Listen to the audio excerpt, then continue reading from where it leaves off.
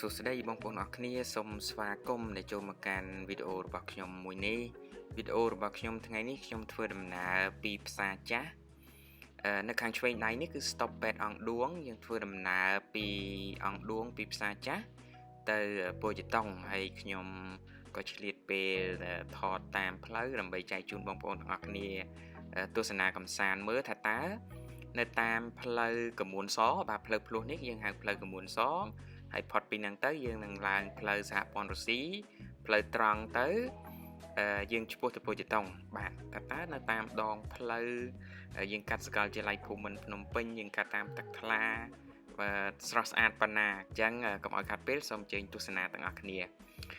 Hello everyone, please welcome back to my channel. Today I will bring you along the Russian Boulevard to the Chhon airport. Now we call the Phnom Penh International Airport. Please enjoy my video.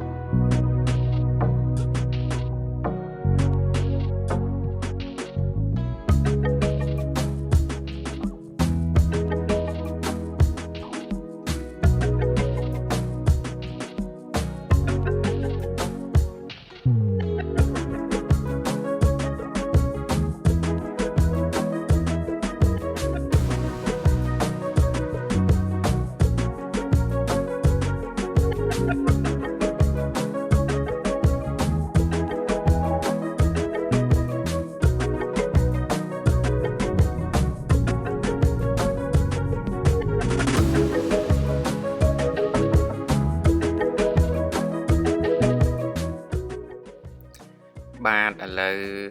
វីដេអូរបស់ខ្ញុំដល់ទីបញ្ចប់ហើយខ្ញុំចិត្តដល់កន្លែងដែលខ្ញុំត្រូវបំពេញការងារហើយ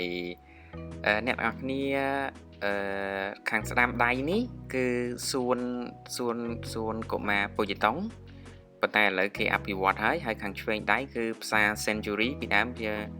យើងហួសផ្សារពុយតុងតិចមកផ្សារ Century ក៏កំពុងតែអភិវឌ្ឍដែរបាទនេះនៅខាងស្ដាំដៃដែលយើងបុកចំនេះគឺសួនកុមារប៉ុន្តែឥឡូវនេះមានការអភិវឌ្ឍច្រើននៅតំបន់នេះបាទអញ្ចឹងទេអរគុណដល់អ្នកនរគ្នាដែលតាមដានវីដេអូរបស់ខ្ញុំចាប់ដើមរហូតដល់ទីបញ្ចប់សង្ឃឹមថាជួបគ្នានៅវីដេអូរបស់ខ្ញុំថ្មីទៀតដែលខ្ញុំធ្វើដំណើរប្រកបទៅដោយកាមេរ៉ានៅក្នុងដៃហើយ Thank you everyone for watching my video. Today I will finish my video here and I hope all of you guys enjoy and waiting for my next video. Thank you.